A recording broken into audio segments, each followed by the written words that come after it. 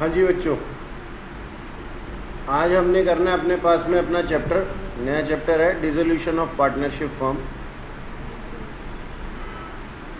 Dissolution of partnership firm का मतलब आप लोगों को पता है क्या होता है? कि हमारे पास में जो हमने फाउंडेशन के अंदर पढ़ा था पार्टनरशिप, उसमें एक लास्ट चैप्टर रह गया था, that is dissolution of partnership firm, यानी कि फर्म का डिज़ोल्व होना, एक पार्टनरशिप फर्म का डिज़ोल्व होना। तो ये किस तरीके से देखा जाता है?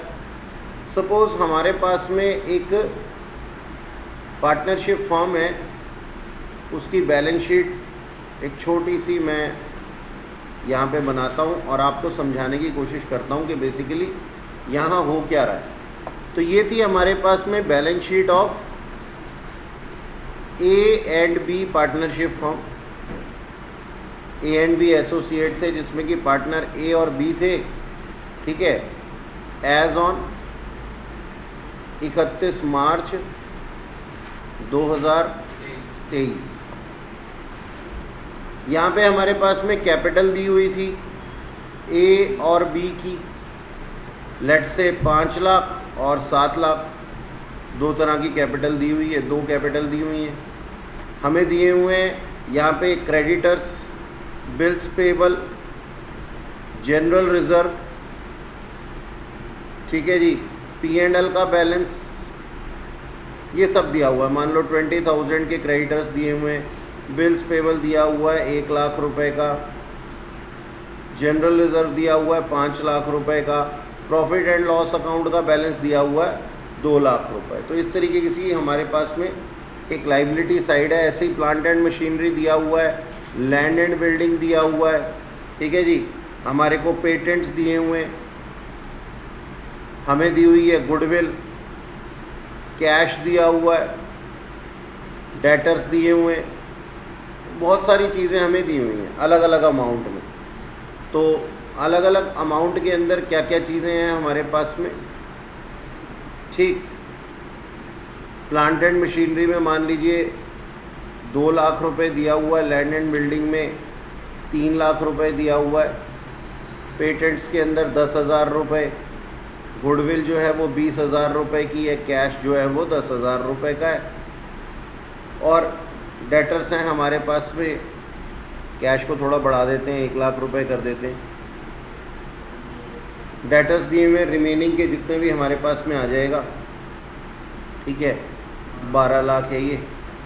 अच्छा, अब ना क्या हो रहा है, फर्म हो रही है डिज़ोल्व, फर्म डिज़ोल्व हो रही है, तो फर्म को ना कुछ काम करना पड़ेगा। क्या काम करना पड़ेगा डिसोल्यूशन ऑफ पार्टनरशिप फर्म के अंदर? कि ये जो कहीं से भी अगर हम उठ के जाते हैं तो वहाँ पे पड़े हुए एसेट्स को या लाइबिलिटीज़ को, चलिए मैं एसेट की ही बात करता हूँ, डिज़ोल्व करके जाते हैं, ख़त्म करके जाते हैं, तो उसको बेचेंगे या तो उसको टेक ओवर कर लेंगे, लाइबिलिटीज़ को या तो शिफ्ट कर देंगे दूसरे पार्टनर्स के ऊपर या फिर पे ऑफ कर देंगे।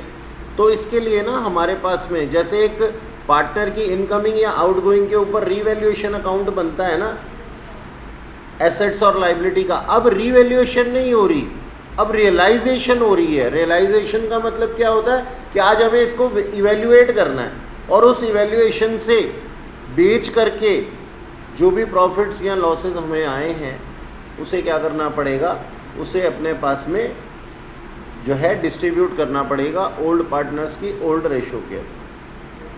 अब कुछ चीज़ें ऐसी होती हैं जो रियलाइजेशन अकाउंट में नहीं जाती, इसके लिए हमारे को एक रियलाइजेशन अकाउंट ओपन करना पड़ेगा। अगेन ये एक नॉमिनल अकाउंट, रियलाइजेशन अकाउंट के अंदर हमें सारे एसेट्स और सारी लाइबिलिटीज़ डालनी पड़ेंगी, other than some assets and some liabilities. मैं ये कहूँ कि आउटसाइड लाइबिलिटी तो ज़्यादा बेटर है, क्योंकि देखिए एक सेकेंड के लिए अगर मैं कुछ इस तरीके से देखता हूँ, अगर मैं कुछ इस तरीके से देखता हूँ कि यहाँ पे ये जो कैपिटल दी हुई है, क्या ये एक लाइबिलिटी है? नहीं सर, ये तो पार्टनर की कैपिटल है। बिजनेस के पॉइंट ऑफ व्यू से ये इंटरनल लाइबिलिटी है, तो ये पार्टनर्स कैपिटल अकाउंट में चला जाएगा। ठीक इसी तरीके से क्या जनरल रिजर्व और P&L का बैलेंस मुझे किसी को पे ऑफ करने हैं? मैं इसको डिस्ट्रीब्यूट कर दूंगा। ये ऐसी लाइबिलिटीज़ नहीं है जिसको कि मुझे पे ऑफ करना पड़े। तो ये मेरे पार्टनर्स कैपिटल अकाउंट के अंदर डिस्ट्रीब्यूट हो जाते हैं। हाँ, बात आती है अगर क्रेडिटर्स और बिल्स पेबल की, तो इसको मुझे पे ऑफ करना पड़ सकता है। पड़ सकता है क्या? पड़ेगा। इसी तरीके से प्लांट एंड मशीनरी की अगर मैं बात करता हूँ तो इसकी इवैल्यूएशन की जा सकती है। हो सकता है मेरी प्लांट एंड मशीनरी डिसोल्यूशन पे 2 लाख से बढ़ करके 3 लाख रुपए में बिक जाए या 1.5 लाख रुपए में बिक जाए। इसी तरीके से लैंड का भी कुछ और वैल्यू हो सकता है। लेकिन पेटेंट्स जो कि मैंने खरीदे हुए थे और हर साल ये डंप एसेट थे मेरे, इसको मुझे क्या करना होता है? इसको मुझे अपने पास में राइट ऑफ करना होता है। हर साल क्या चल रहा था सर? हर साल चल रहा था ये राइट ऑफ हो रहा था P&L अकाउंट से। इसकी एक एक किस्त, एक एक इंस्टॉलमेंट में राइट ऑफ हो रही थी। लेकिन अब समय वो नहीं रहा। क्यों नहीं रहा? क्योंकि अब तो फर्म डिसॉल्व करनी है। तो इसको मैं क्या कर दूंगा? डायरेक्ट पार्टनर्स कैपिटल अकाउंट से राइट ऑफ कर दूंगा, गुडविल को भी और पेटेंट्स को भी। क्यों? क्योंकि ये डंप एसेट्स हैं, ये ऑपरेटिंग एसेट्स नहीं है, कमा के नहीं दे रहे मेरे को, कैश जनरेट नहीं कर रहे मेरे लिए, और आज के बाद तो बिल्कुल भी नहीं करेंगे। अगर मैं 1 मिनट के लिए सोचो, मैं पेटेंट्स को यहाँ से हटाने के लिए क्रेडिटर के पास जाता हूँ कि सर आप अपना 20,000 कम कर दीजिए, क्योंकि एसेट और लाइबिलिटी मेरे को बना करके रखने हैं ना इक्वल। तो अगर मैं कहता हूँ पेटेंट्स को राइट ऑफ कर रहा हूँ, क्रेडिटर साहब आप भी अपना 10,000 रुपये का जो आपके पास में अमाउंट मैंने पे करना है उसको आप छोड़ दीजिए, फॉरगो कर दीजिए, तो क्या वो ऐसा करेगा? नहीं। बिल्स पेबल ऐसा करेंगे? नहीं। किसके ऊपर आएगा ये दारोमदार? ए और बी के ऊपर ही आएगा, क्योंकि वही इंटरनल पर्सन है। तो इसीलिए मैं कहता हूं कि ये जो राइट ऑफ होने थे और डंप एसेट हैं और मार्केट में बिक नहीं सकते, कैश जनरेट नहीं कर सकते, इनको मुझे क्या करना पड़ेगा? अपनी कैपिटल के अगेंस्ट ही एडजस्ट करना पड़ेगा। सर ऐसे डंप एसेट की लिस्ट बता दोगे क्या? हाँ बता दूंगा। सर ऐसे फंड्स की लिस्ट बना दोगे जो डायरेक्ट पार्टनर्स कैपिटल अकाउंट में जाते हैं? हाँ बता दूंगा, लिस्ट बनवा भी दूंगा। लेकिन मैं आपको एक चीज बता दूं कि क्या होगा इसमें। पार्टनर्स कैपिटल अकाउंट को डायरेक्टली कौन इफेक्ट करेगा? रियलाइजेशन में नहीं जाएंगी। कौन सी चीजें? वो चीजें या तो जिसको पार्टनर ने अपने खून पसीने से बनाया हो। क्या क्रेडिटर को खून पसीने से बनाया? क्या बिल्स पेबल को खून पसीने से बनाया? नहीं। लेकिन जब जनरल रिजर्व बनाए जा रहे थे तो उसने अपने प्रॉफिट्स के शेयर को फॉरगो कर दिया था फॉर्म के लिए, उसी से जनरल रिजर्व या P&L का बैलेंस बना। इसी तरीके से पेटेंट और गुडविल, ये भी खरीदने का निर्णय किसका था?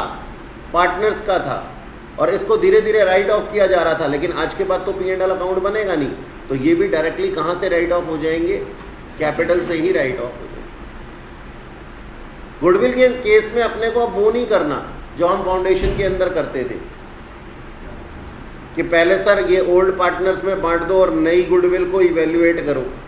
अब सिर्फ क्या करना है? इसी को राइट ऑफ करना है ओल्ड पार्टनर्स में। ठीक है जी, ओके। तो डेटर अभी तक आपने मेरे को अमाउंट नहीं बताया कितना है? 13,90,000। 13,90,000 में से हम 10 लाख तो दे देते हैं लैंड को, और 3,90,000 किसको दे देते हैं? डेटर्स को। ठीक है जी, उम्मीद है ये सही होगा।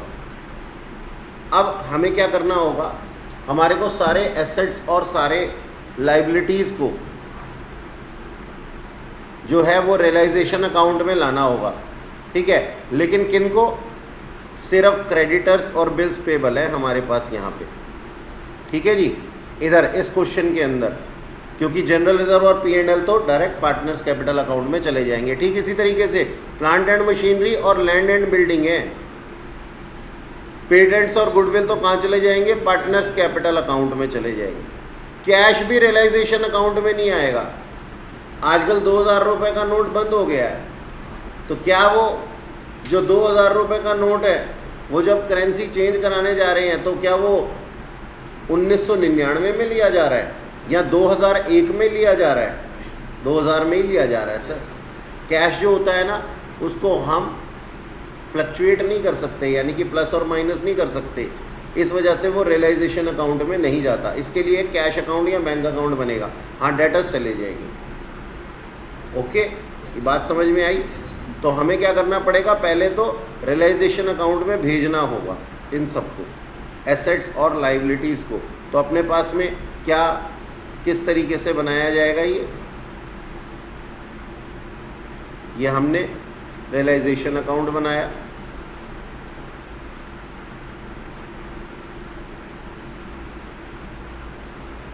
और ऊपर से चेक किया क्या क्या था, क्रेडिटर 20 और 1 लाख रुपए के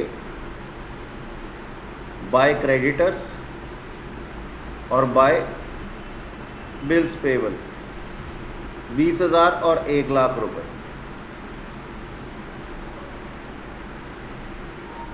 हाँ जी, लाइबिलिटीज़ को हटाने के लिए या फिर लाइबिलिटीज़ को मैं शिफ्ट कर रहा हूँ कहाँ पे, रियलाइजेशन अकाउंट में। तो लाइबिलिटी अपने अकाउंट से कम होगी और रियलाइजेशन अकाउंट में शिफ्ट होगी। तो रियलाइजेशन अकाउंट क्रेडिट हो जाएगा और लाइबिलिटी क्या हो जाएगी जी, डेबिट हो जाएगी। एंट्री क्या बन जाएगी हमारी sir, creditors account debit. Liability कम होती है अपने अकाउंट में तो क्या हो जाती है, debit. Creditors account debit, bills payable account debit to realisation account. मैंने कर दिया। ऐसे ही एसेट कम होते हैं तो वो क्या हो जाते हैं, क्रेडिट। तो रियलाइजेशन क्या हो जाएगा, डेबिट। तो क्या एंट्री बन जाएगी, realisation account debit to plant and machinery, to land and building और टू डेटर्स। ठीक है जी। तो मैंने यहां लिख दिया जी, to plant and machinery, to land and building और टू डेटर्स। ठीक है, ओके। अच्छा जी, और इनकी वैल्यू क्या थी, 20, 13 और 390। हाँ, 2 लाख, 13 लाख और 3,90,000। Okay sir. अब मान लो जैसी मैं बातें करूंगा, मैं ये कहता हूं कि लैंड प्लांट एंड मशीनरी जो है ना वो बिक गई है। प्लांट एंड मशीनरी बिकी है कितने में, 1,70,000 रुपए में। तो मेरी एंट्री क्या हो जाएगी, कैश या बैंक अकाउंट डेबिट टू, अब प्लांट एंड मशीनरी नहीं बोलूंगा क्योंकि प्लांट एंड मशीनरी तो कहाँ पहुंच गई है, रियलाइजेशन अकाउंट में। तो एंट्री क्या बन जाएगी जी मेरे पास में, रियलाइजेशन ऑफ एसेट्स की कैश अकाउंट डेबिट। देखो लिख रहा हूं मैं यहां पे, बैंक अकाउंट डेबिट, थोड़ा सा गाढ़ा लाल कर लें इसको, है सही लाल, तीखा लाल। बैंक अकाउंट डेबिट, बैंक बढ़ गया और प्लांट एंड मशीनरी नहीं घटी क्योंकि प्लांट एंड मशीनरी तो रिस्पेक्टिव एसेट्स के साथ मिल करके रियलाइजेशन अकाउंट में शिफ्ट हो गई है। तो टू रियलाइजेशन अकाउंट। तो मैंने यहां क्या लिख दिया sir, by bank. Plant and machinery कितने की बिक गई, 1,70,000 रुपए की। ऐसे ही मैंने लैंड एंड बिल्डिंग को बेच दिया कितने में, मान लो 15 लाख रुपए में। तो लैंड एंड बिल्डिंग बिकी है 15 लाख रुपए की, सेम ही एंट्री होगी, bank account debit to realisation account. और मैंने डेटर्स को रियलाइज किया कितने पे, उनसे मुझे कलेक्ट हुआ, कितना पैसा कलेक्ट हुआ, मान लो मैंने उनको 10,000 रुपए का डिस्काउंट दिया और 3,80,000 रुपए। अब जरूरत नहीं है 10,000 रुपए तुम्हारे को लिखने की अलग से।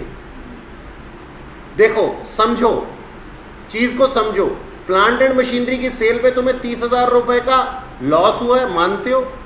लॉस डेबिट साइड पे आते हैं, जरा चेक करना है एक बारी। 2 लाख यहां लिखा था, 1,70 यहां लिखा है, तो हमारे पास में 30,000 रुपए के लॉसेज हो गए, अपने आप एडजस्ट हो रहे। ठीक है जी।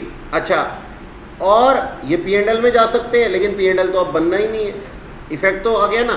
13 लाख रुपए के सामान के ऊपर प्रॉफिट हो गए कितने, 15 के, 2 लाख रुपए के प्रॉफिट हो गए। तो वो P&L के क्रेडिट साइड पे यहाँ से निकल के जा सकते हैं लेकिन P&L तो बनना नहीं है। तो वो P&L की जगह किस पे इफेक्ट पड़ जाएगा, पार्टनर्स कैपिटल पे। हम डायरेक्टली पार्टनर्स कैपिटल को क्रेडिट या डेबिट कर देंगे इनके प्रॉफिट या लॉसेस की वजह से। अच्छा, डेटर्स 390 मिलने थे, 380 मिले, 10 अपने आप एडजस्ट हो गए। दिख रहा है ना? तो कलाकारी मत कर देना, कहीं तुम चतुर बनो और अपनी तरफ से 10,000 20,000 रुपए के profit on realisation, loss on realisation, भगवान के लिए ऐसे कांड मत करना। चले आगे। अच्छा जी, अब हमारे को जो है ना लाइबिलिटी वो पे ऑफ करनी थी। मान लो क्रेडिटर के बारे में लिखा हुआ है, अब बताओ एक बात बताओ, लाइबिलिटी को पे ऑफ करने पड़ गया तो क्या एंट्री बन गई जी? अब लाइबिलिटी अकाउंट डेबिट नहीं लिखूंगा क्योंकि लाइबिलिटी तो कहाँ शिफ्ट हो चुकी है? रियलाइजेशन अकाउंट में। तो realisation account debit to bank account. बात समझ में आ गई मतलब तुम्हारे? टू बैंक अकाउंट है ना? तो टू बैंक अकाउंट के अंदर मान लो मेरे को क्रेडिटर्स ने कुछ डिस्काउंट दिया कि कोई बात नहीं बेटा, तू 15,000 रुपये ही दे दे। मैंने कहा धन्यवाद। बिल्स पेबल मैंने पे कर दिया 1,00,000 रुपए का। ओके, ठीक है। अच्छा जी, अब क्या है हमारे पास में? अब इस तरीके से काम होना है कि ये जो, अब ये तो नॉर्मल सी बातें थी, अभी कुछ पेचीदा बातें और बताऊंगा लेकिन धीरे धीरे बढ़ाऊंगा ना बातों को। तो देखो अब क्या हुआ, सारे काम खत्म हो गए। अब मुझे है ना कुछ प्रॉफिट या लॉसेस आए होंगे, तो मैं उन प्रॉफिट्स या लॉसेस को क्या करूंगा सर? रिकॉर्ड करूंगा। ठीक है, तो मेरे को प्रॉफिट आए या लॉसेस आए ज़रा बताना। डेबिट साइड पे आया कि क्रेडिट साइड पे आया? सब एडजस्ट करके देखो। मेरे हिसाब से बैलेंस डेबिट साइड पे आ रहा है। तो 2 प्रॉफिट्स आ रहे हैं, transfer to A and B, इनकी रिस्पेक्टिव रेशियो में, जो कि अगर नहीं दी हुई तो 1:1 ही मान लेंगे। तो आपने अभी तक मेरे को बताया नहीं। 1,65,000 को डिवाइड बाई 2 करेंगे तो कितना? 82,500 ईच। तो ऐसे हमारे पास में ये हो गया। ठीक है, अच्छा जी, ओके। अब सर एक पार्टनर्स कैपिटल अकाउंट बनेगा।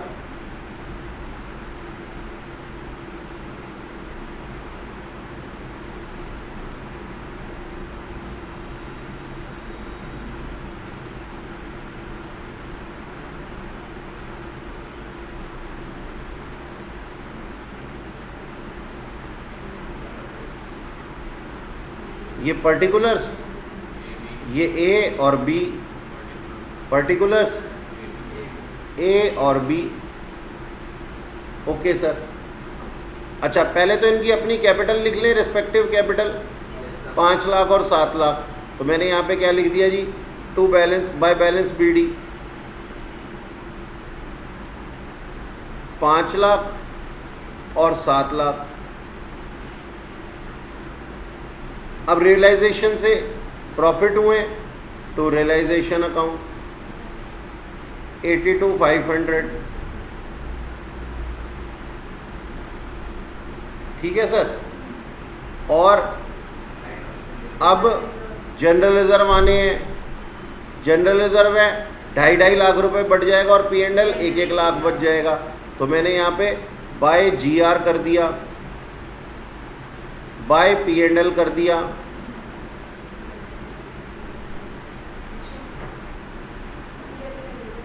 ठीक है, 2.5 लाख और 2.5 लाख। कृपया बातें ना करें।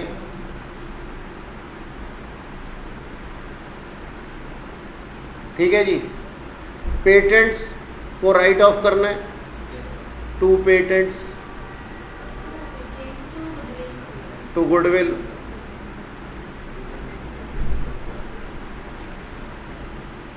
दस 10,000 है, 5-5 और 10-10, 5,000 5,000 और 10,000 10,000। ठीक सर। अब एक काम और करना है, एक बैंक अकाउंट बनाने का है।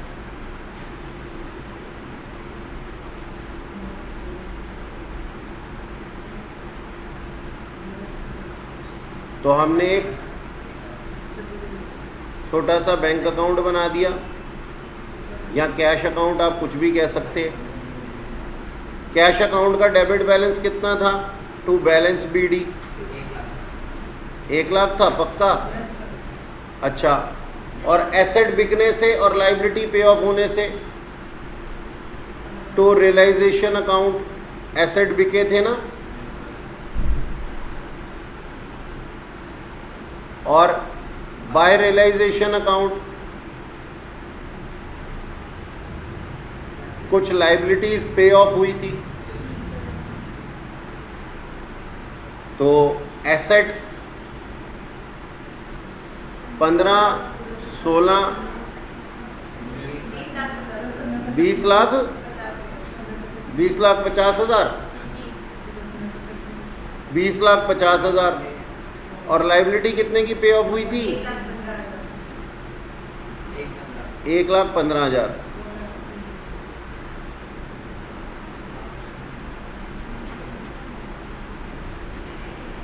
ठीक है, अब बस पार्टनर्स कैपिटल अकाउंट में चलेंगे, और यहाँ पे अब देखो बैलेंस CD तो लिखेंगे नहीं। क्यों नहीं लिखेंगे बैलेंस CD? क्योंकि सर अब आगे थोड़ी ना बिजनेस चलेगा। तो हमें क्या करना पड़ेगा? इनको पे ऑफ करना पड़ेगा। तो टू बैंक अकाउंट करेंगे हम,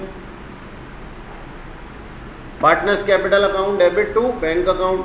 फाइनल पेमेंट हमने इनको कर दी, कितनी आई बताना? एक ही 9,17,500। चेक कर लेना बाकी बच्चे भी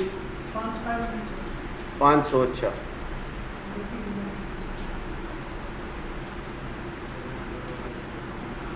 और बी वाले की सेम है? सेम कैसे हो सकती है? धूर्त व्यक्ति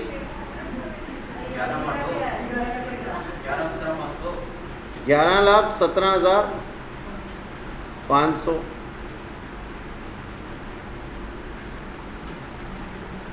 तो यहाँ पे मैंने लिखा by A and by B 9,17,500 और 11,17,500। और इस तरीके से मेरा एक छोटा सा लड्डू सा क्वेश्चन जो मैंने एग्जाम्पल के वे में किया वो पूरा हो जाता है। ठीक है जी? ओके, अच्छा जी।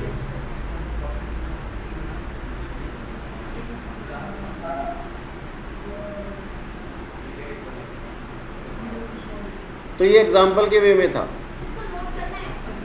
नोट नहीं करना, क्योंकि अभी जब मेन क्वेश्चन करेंगे तब तो हम काम करेंगे ही करेंगे, फिर नोट करके क्या फ़ायदा। अच्छा, आ जाओ जी।